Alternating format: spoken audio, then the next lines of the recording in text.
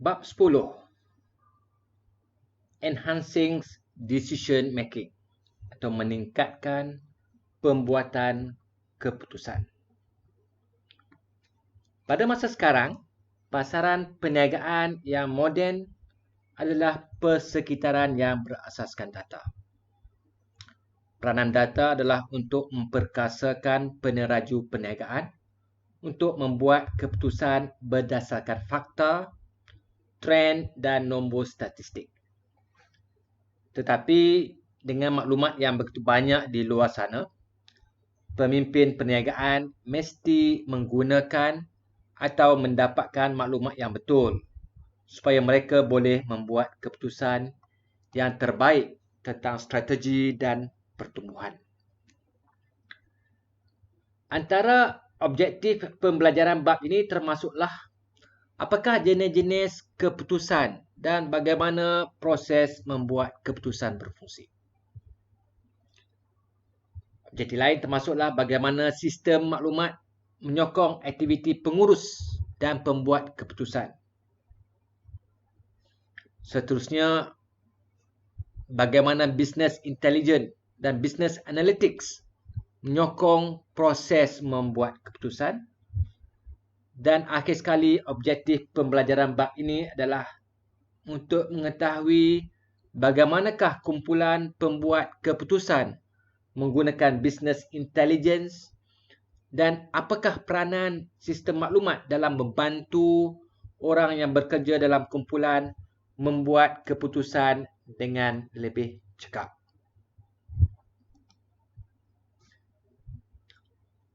Apakah jenis keputusan dan bagaimanakah proses membuat keputusan dilakukan? Setiap daripada kita membuat beratus-ratus ataupun mungkin beribu-ribu keputusan setiap hari. Jika hanya sebahagian kecil daripada keputusan itu boleh diperbaiki melalui maklumat yang lebih baik, kita semua akan berasa lebih gembira. Membuat keputusan yang baik akan meningkatkan nilai tambah perniagaan. Dengan menambah baik, beratus ribu keputusan kecil akan memberi nilai tambah yang besar kepada perniagaan. Pelanggan akan lebih gembira, kaki tangan akan lebih bermotivasi dan pengurus akan mempunyai pekerjaan yang lebih mudah. Manakala perniagaan pula akan mendapat lebih keuntungan serta memberi manfaat ataupun faedah kepada semua. Pada umumnya, terdapat 3 klasifikasi keputusan iaitu tidak berstruktur, semi-struktur dan keputusan berstruktur. Bagi keputusan tidak berstruktur, pembuat keputusan mestilah memberikan penghakiman ataupun penilaian dan wawasan untuk menyelesaikan masalah.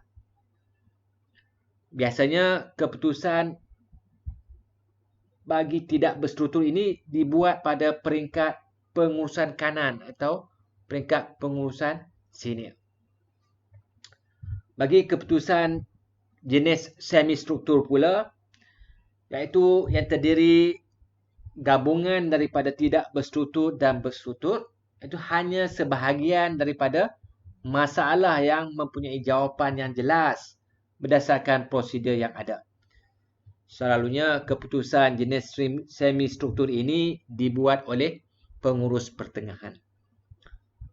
Bagi keputusan jenis berstruktur, selalunya keputusan ini dia berulang dan menjadi rutin, iaitu yang melibatkan prosedur yang tetap untuk urusan pengendalian pembuatan keputusan. Itu tak ada yang baru.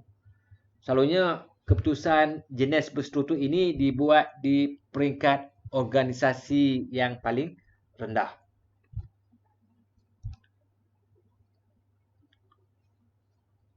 Contoh membuat keputusan bagi ciri-ciri tidak berstruktur adalah seperti keputusan meluluskan belanjawan perniagaan atau keputusan menentukan matlamat jangka panjang. Selalunya keputusan ini dibuat oleh pengurusan senior, pengurusan kanan ataupun senior management. Okey. Manakala contoh untuk membuat keputusan bagi ciri-ciri semi struktur. Okey, itu seperti keputusan mereka bentuk pelan pemasaran atau keputusan untuk membangunkan laman web perniagaan. Dan keputusan ini selalunya dilakukan oleh pengurusan pertengahan ataupun middle management. Bagi keputusan yang berstruktur, okey, keputusan contohnya keputusan menentukan mengadakan kerja lebih masa overtime ataupun keputusan menawarkan pembayaran secara kredit pada pelanggan. Dan selalunya keputusan ini dibuat oleh pihak pengurusan operasi ataupun dilakukan oleh pekerja-pekerja individu ataupun dalam kumpulan yang tertentu peringkat bawahan.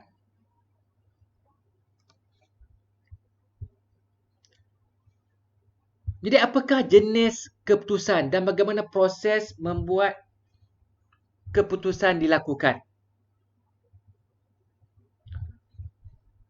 Senior manager ataupun pengurus kanan selalunya membuat keputusan berdasarkan maklumat perniagaan dalaman, tetapi juga perubahan dalam industri dan masyarakat luaran. Keputusan pengurus kanan ini banyak mempengaruhi jangka masa panjang ataupun matlamat strategik dan objektif firma. Contohnya misi, visi ataupun dasar dan juga polisi ataupun matlamat organisasi. Bagi pengurus pertengahan pula, contohnya seperti middle managers, iaitu membuat perancangan jangka sederhana berpandukan objektif pengurusan atasan seperti membuat keputusan yang menjejaskan peruntukan sumber, plan jarak pendek ataupun jangka pendek, ataupun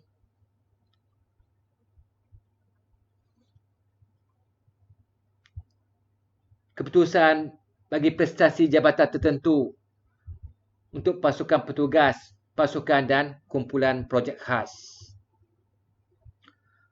Manakala pengurus operasi pula, keputusan yang mempengaruhi subunit dan kaki tangan individu berkenaan dengan sumber, jadual dan keputusan kaki tangan untuk projek tertentu.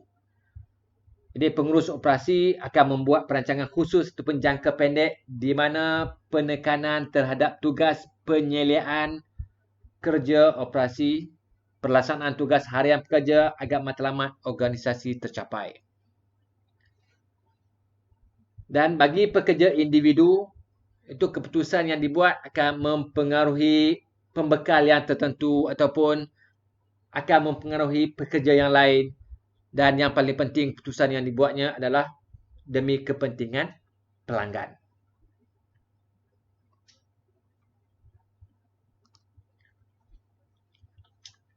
Membuat keputusan memerlukan 4 langkah, iaitu intelligence, design, choice dan implementation. Intelligence atau kebijaksanaan ataupun kecerdasan ataupun kepandaian, iaitu yang terdiri daripada mencari ataupun discover, penemuan, mengenal pasti dan memahami masalah yang berlaku dalam organisasi. Mengapa masalah itu wujud? Di mana masalah tersebut dan apakah kesannya terhadap masyarakat, terhadap syarikat. Langkah yang kedua adalah design ataupun reka bentuk, iaitu yang melibatkan mengenal pasti dan meneroka pelbagai penyelesaian untuk masalah tersebut. Seterusnya, pilihan, iaitu yang terdiri daripada memilih penyelesaian daripada beberapa alternatif penyelesaian. Dan akhir sekali adalah implementation ataupun pelaksanaan yang melibatkan membuat kerja alternatif yang dipilih dan terus memantau penyelesaian tersebut.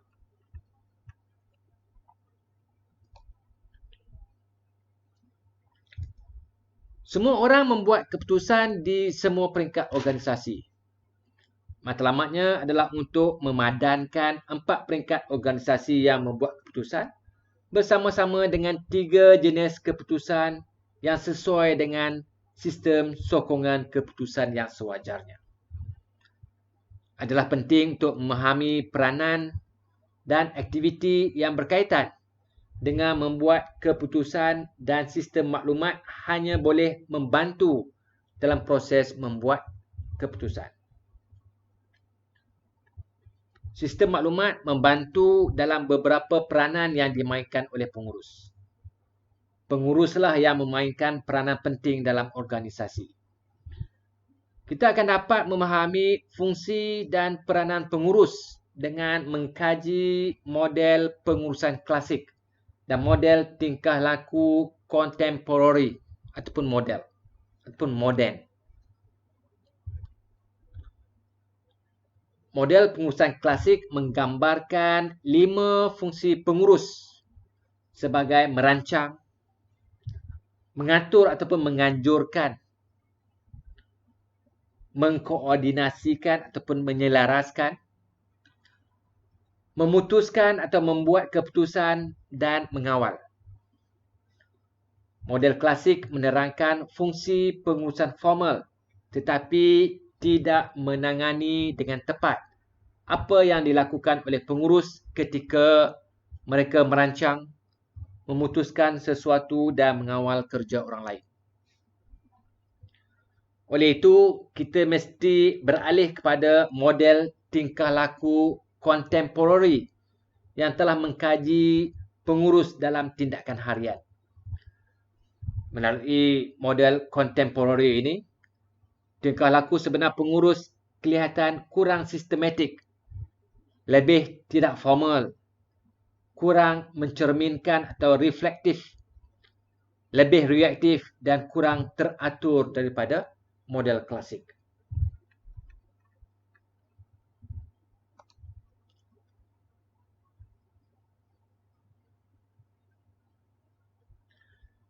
Dengan menganalisis tingkah laku pengurus sehari-hari, Henry Mintzberg mendapati bahawa ia boleh diklasifikasikan sebagai 10 peranan pengurus. Peranan pengurusan ataupun managerial roles adalah jangkaan aktiviti yang harus dilakukan oleh pengurus dalam organisasi. Mintzberg mendapati bahawa peranan pengurusan ini tergolong dalam 3 kategori, iaitu interpersonal, informasi, dan keputusan. Bagi kategori interpersonal, pengurus bertindak sebagai tokoh utama organisasi, ketua ataupun figurehead ketika mewakili syarikat mereka ke dunia luar dan melakukan tugas simbolik seperti memberikan penghargaan kepada pekerja. Bagi kategori interpersonal juga, pengurus bertindak sebagai pemimpin ataupun leader, iaitu yang berusaha memotivasi, menasihati dan menyokong pekerja bawahan. Selain daripada itu, untuk kategori interpersonal, pengurus juga bertindak sebagai penghubung ataupun liaisons antara pelbagai peringkat organisasi dan antara anggota pasukan pengurusan. Bagi kategori peranan informasi, pengurus bertindak sebagai pemantau ataupun nerve center organisasi mereka, menerima maklumat yang tepat dan terkini dan menyebarkannya kepada mereka yang perlu. Oleh itu, pengurus adalah penyebar maklumat atau disseminator dan sebagai jurucakap ataupun spokesperson bagi organisasi mereka. Bagi kategori informasi keputusan, pengurus bertindak sebagai usahawan ataupun entrepreneur dengan memulakan jenis aktiviti baru, menangani gangguan yang timbul dalam organisasi, pun disturbance handler, memperuntukkan sumber kepada kaki tangan yang memerlukannya ataupun mengagihkan sumber-sumber dan menjadi orang tengah ataupun perunding antara kumpulan yang bertentangan.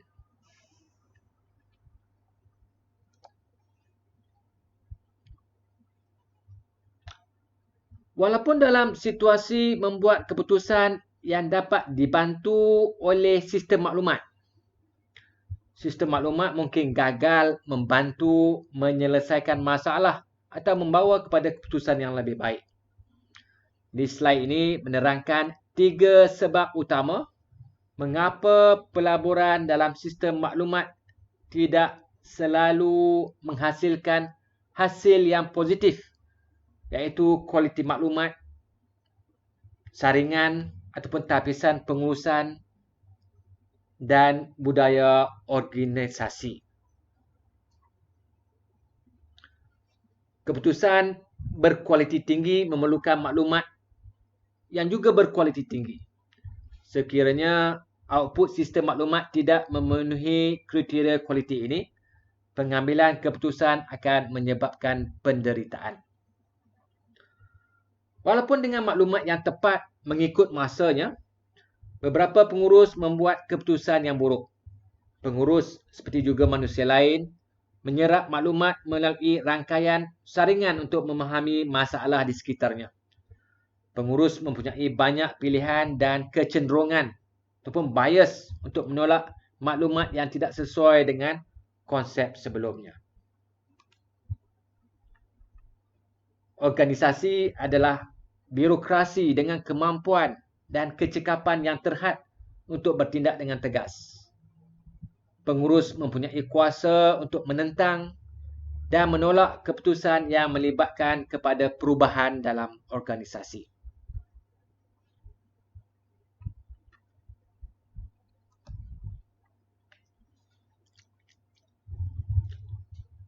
Jika kita lihat hari ini, banyak keputusan yang dibuat oleh organisasi tidak dibuat oleh pengurus ataupun manusia. Misalnya, ketika kita memasukkan pertanyaan ke dalam mesin pencari Google, jadi Google harus memutuskan URL mana yang akan ditampilkan ataupun dikeluarkan dalam waktu sekitar 500 milisaat. Begitu juga dengan program ataupun perisian perdagangan komputer yang berkelajuan tinggi di perusahaan saham elektronik yang melaksanakan perdagangan mereka di bawah 30 milisaat. Apa yang memungkinkan pembuatan keputusan berkelajuan tinggi automatik seperti ini adalah algoritma komputer yang secara tepat menentukan langkah-langkah yang harus diikuti untuk menghasilkan keputusan. Pangkalan data yang sangat besar, pemproses berkelajuan tinggi dan perisian yang dioptimumkan untuk tugas tersebut. Dalam situasi ini, manusia, termasuklah pengurus, akan tersingkir dari rantaian pembuat keputusan kerana terlalu lambat.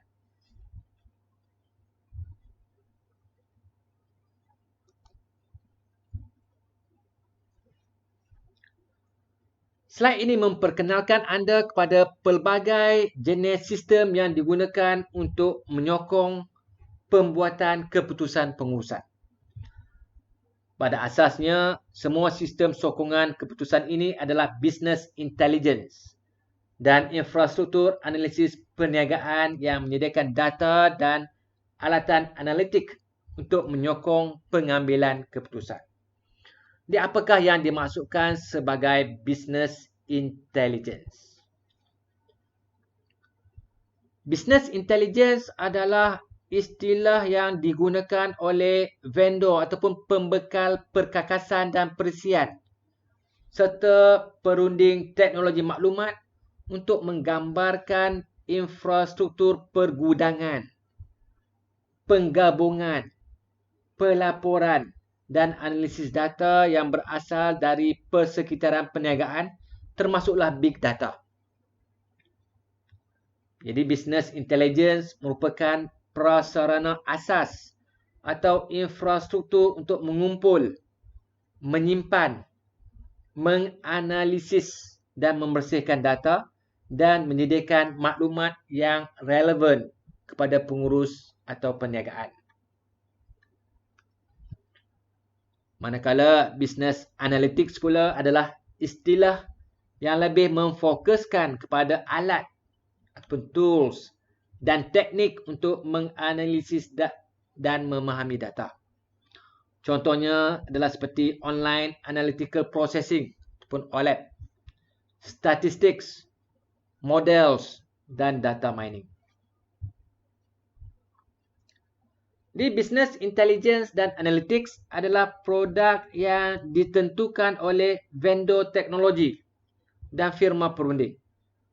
Mereka terdiri daripada perkakasan dan perisian yang dijual terutamanya oleh vendor sistem yang besar. Contoh 5 pembekal terbesar produk ini adalah seperti Oracle, SAP, IBM, Microsoft dan SAS.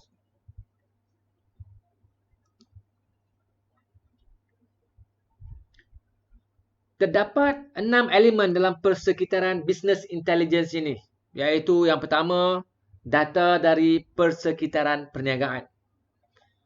Elemen yang kedua adalah infrastruktur business intelligence. Elemen yang ketiga adalah set alatan business analytics, diikuti oleh pengguna dan kaedah pengurusan. Elemen yang kelima adalah platform penghantaran seperti management information system, decision support system, executive support system dan akhir sekali elemen persekitaran business intelligence terdiri daripada antaramuka pengguna.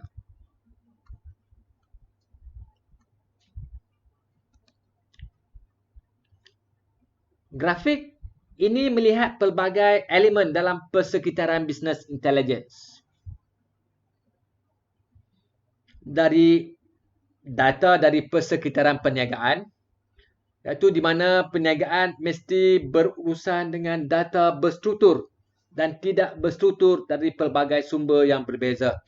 Ini termasuklah daripada big data ataupun data besar. Di sini, data perlu disatukan pun digabungkan dan disusun agar dapat dianalisa dan digunakan oleh pembuat keputusan. Contohnya, data dari call center, data dari laman web, data daripada peranti mobile, data daripada social media dan lain-lain. Bagi infrastruktur business intelligence, iaitu asas kepada business intelligence adalah sistem pangkalan data yang memproses data yang relevan. Data ini disimpan di pangkalan data transaksional ataupun di gudang data warehouse ataupun data mart yang digunakan untuk mengendalikan perniagaan.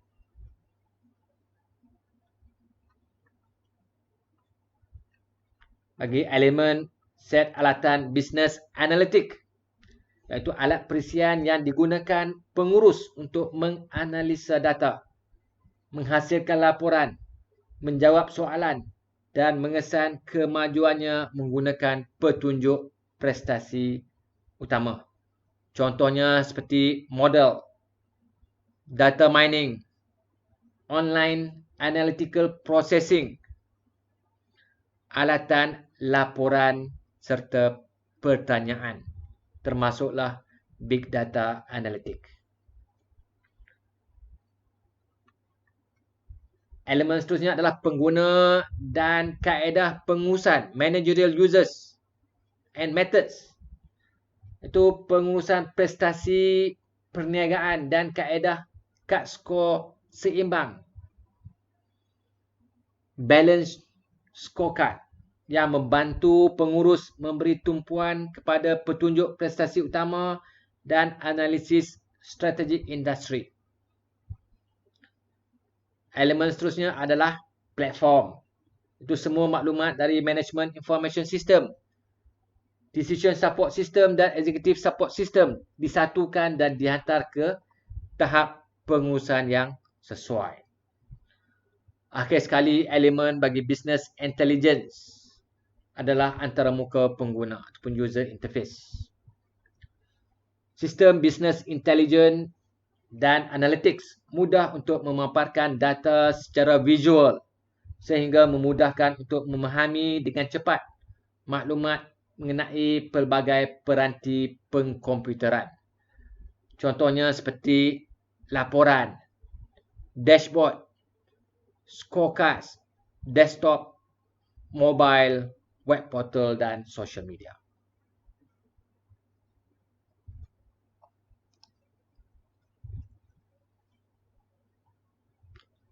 Business intelligence dan keupayaan analytics bermatlamat untuk menyampaikan maklumat yang tepat dalam masa nyata kepada pembuat keputusan, dan alat analitik membantu mereka memahami maklumat dan mengambil tindakan dengan cepat. Terdapat 6 fungsi analitik yang diberikan oleh sistem business intelligence untuk mencapai tujuan ini, iaitu production report, parameterized report, dashboards ataupun scorecards, ad hoc query ataupun search ataupun report creation, drill down, forecast, scenarios dan juga models. Bagi production reports ataupun laporan pengeluaran adalah laporan yang ditentukan berdasarkan keperluan khusus industri. Parameterized reports pula adalah laporan yang dapat disesuaikan untuk mencerminkan parameter yang ditentukan oleh pengguna. Manakala dashboard ataupun scorecards adalah alat visual untuk menambahkan data prestasi yang ditentukan oleh pengguna. Bagi ad hoc query ataupun search ataupun report creation, ianya membolehkan pengguna membuat laporan mereka sendiri berdasarkan pertanyaan dan carian. Drill down pula adalah keupayaan untuk beralih dari ringkasan peringkat tinggi ke pandangan yang lebih terperinci. Dan akhir sekali, forecast, scenarios dan models, itu yang merangkumi kemampuan untuk melakukan peramalan secara linear ataupun melakukan senario analisis what if dan menganalisa data menggunakan alat statistik yang piawaian yang mengikut standard.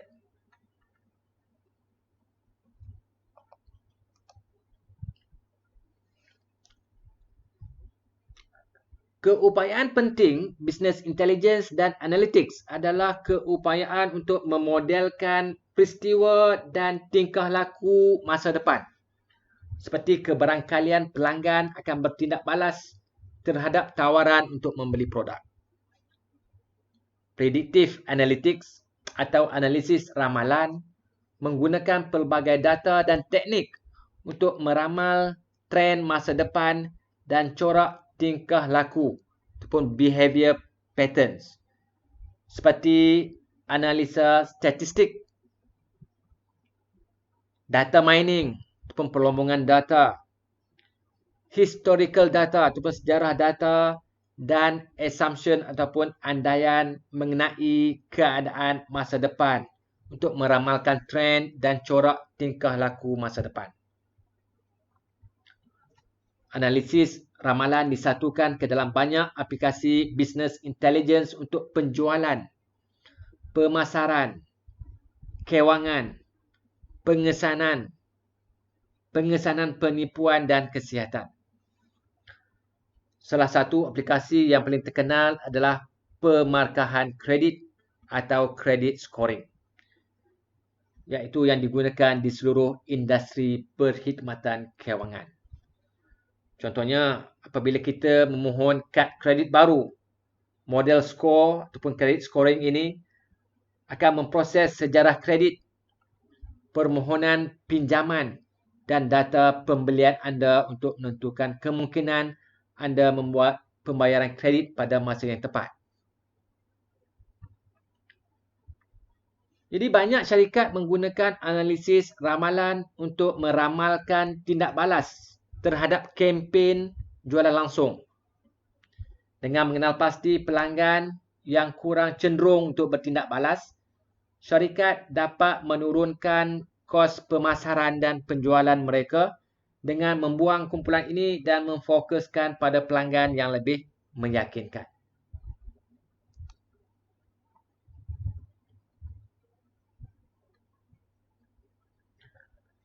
Pengurusan operasi dan pertengahan umumnya ditugaskan untuk memantau prestasi aspek-aspek penting dalam perniagaan. Sebilangan besar keputusan yang dibuat adalah secara berstruktur. Sistem maklumat pengurusan atau Management Information System biasanya digunakan oleh pengurus pertengahan untuk menyokong membuat keputusan dan hasil utamanya adalah laporan pengeluaran berdasarkan data yang diekstrak ataupun yang diambil dan diringkaskan dari sistem pemprosesan transaksi atau Transaction Processing System.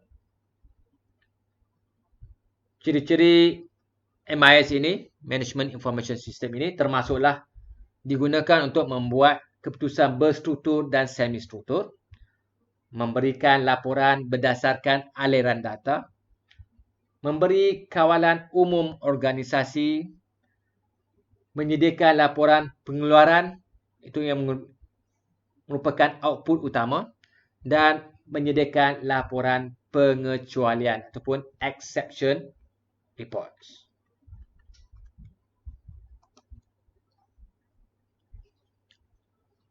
Beberapa pengurus dan penganalisa perniagaan yang ingin membuat laporan mereka sendiri atau menggunakan analisis dan model yang lebih canggih untuk mencari corak dalam data atau membuat model senario perniagaan alternatif atau untuk menguji hipotesis tertentu boleh menggunakan decision support system.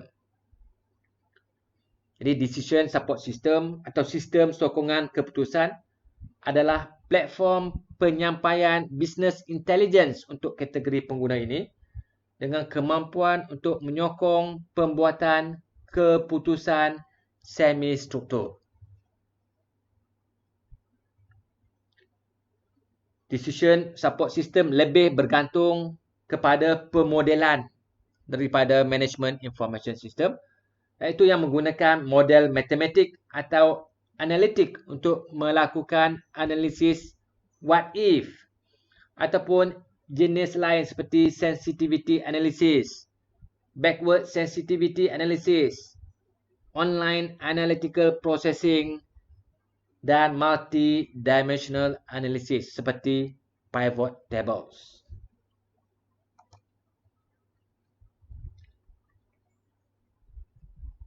Sistem sokongan eksekutif ataupun executive support system digunakan terutamanya oleh pengurusan kanan ataupun senior management, di mana keputusan biasanya tidak berstruktur.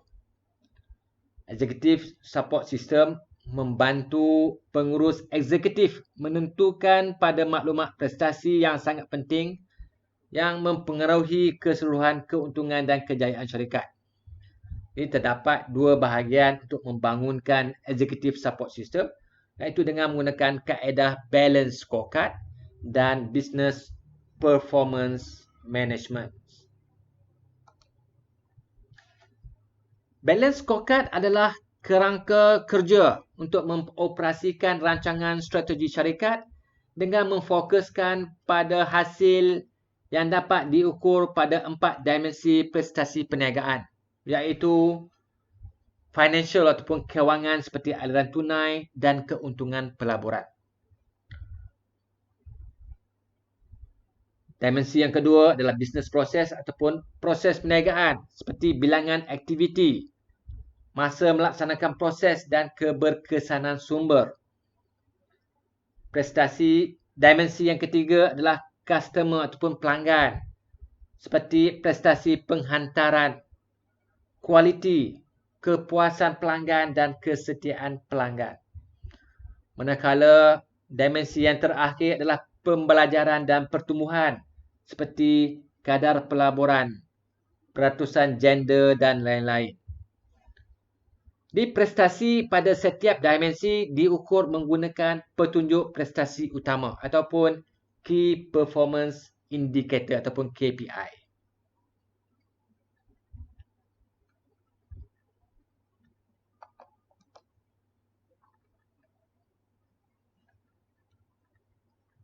Bahagian yang kedua untuk membangunkan executive support system adalah pengurusan prestasi perniagaan ataupun business performance management.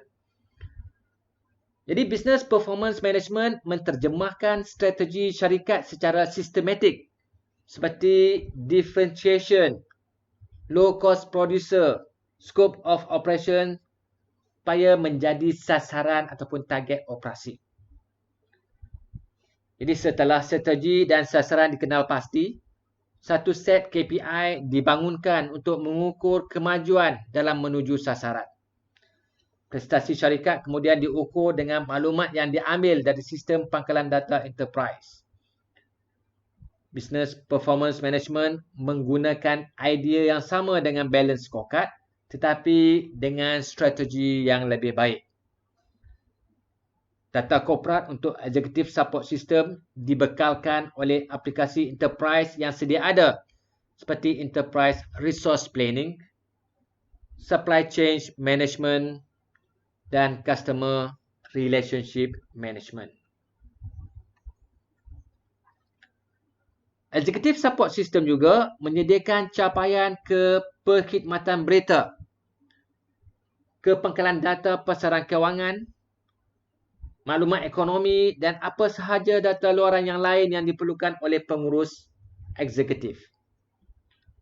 Executive support system juga mempunyai keupayaan drill down untuk melihat data yang signifikan dengan lebih mendalam sekiranya pengurus memerlukan data yang lebih terperinci.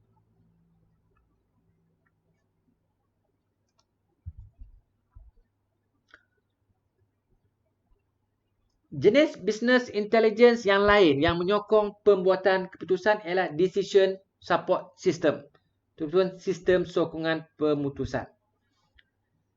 Decision support system merupakan sistem maklumat yang berasaskan komputer yang membantu membuat keputusan dalam aktiviti perniagaan atau organisasi.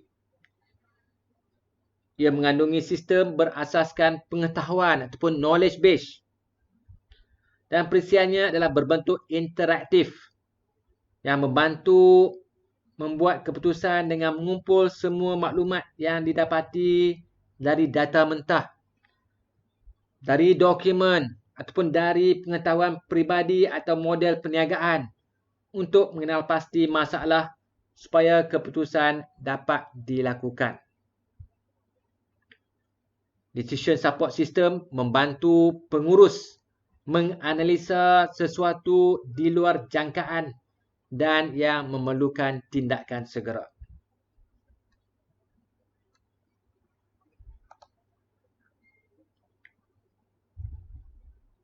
Jadi decision support system direka agar pengguna boleh menggunakannya secara terus. Ia direka bentuk untuk menjadi sistem secara ad hoc. Kadar tindak balas yang cepat yang dimulakan dan dikawal oleh pembuat keputusan. Perisiannya yang mesra pengguna bersifat interaktif, iaitu pengguna boleh mengubah andaian-andaian yang telah dibuat serta memasukkan data yang baru. Contohnya, program lembaran kerja. Itu seperti worksheet ataupun spreadsheet mungkin mengandungi model berikut.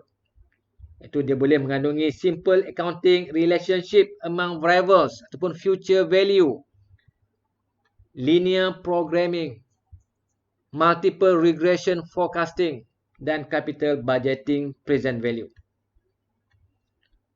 Antara contoh decision support system adalah seperti sistem tempahan tiket kapal terbang, sistem sokongan keputusan klinikal untuk diagnosis perubatan, sistem bagi pasaran saham dan lain-lain.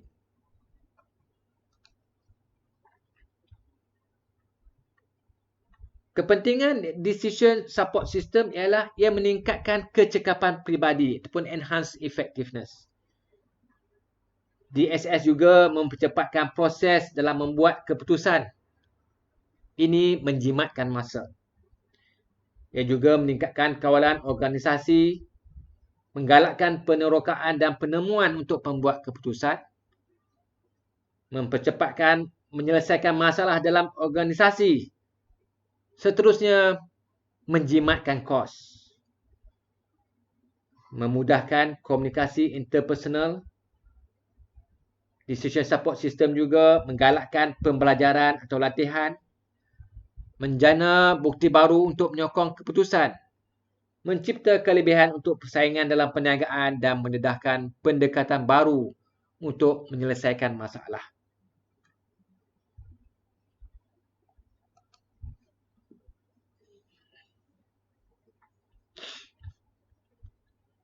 Perbezaan di antara decision support system dan management information system. Management information system memberi tumpuan lebih tugasan berstruktur dan rutin kepada maklumat yang dikumpulkan dan maklumat yang dihadirkan dari pelbagai pihak. Manakala decision support system memberi tumpuan lebih tugasan semi struktur di mana memerlukan pengurusan untuk membuat pertimbangan. MIS memberikan penekanan kepada storan data, manakala DSS memberi penekanan kepada manipulasi data. Melalui Management Information System, pengurus boleh mendapatkan data dengan cara tidak langsung, tetapi melalui Decision Support System, pengurus boleh terus mendapatkan data. Melalui MIS, keputusan bergantung kepada sistem komputer, tetapi melalui Decision Support System, keputusan bergantung kepada budi bicara pengurus. MIS juga menekankan keberkesanan pembuatan keputusan, tetapi DSS menekankan kecekapan pembuatan keputusan. MIS memberikan keputusan taktikal, manakala DSS memberikan keputusan strategi. Dan akhirnya perbezaan di antara DSS dan MIS adalah berbentuk biasa dan berulang, manakala DSS adalah bentuk bukan biasa dan bukan selalu.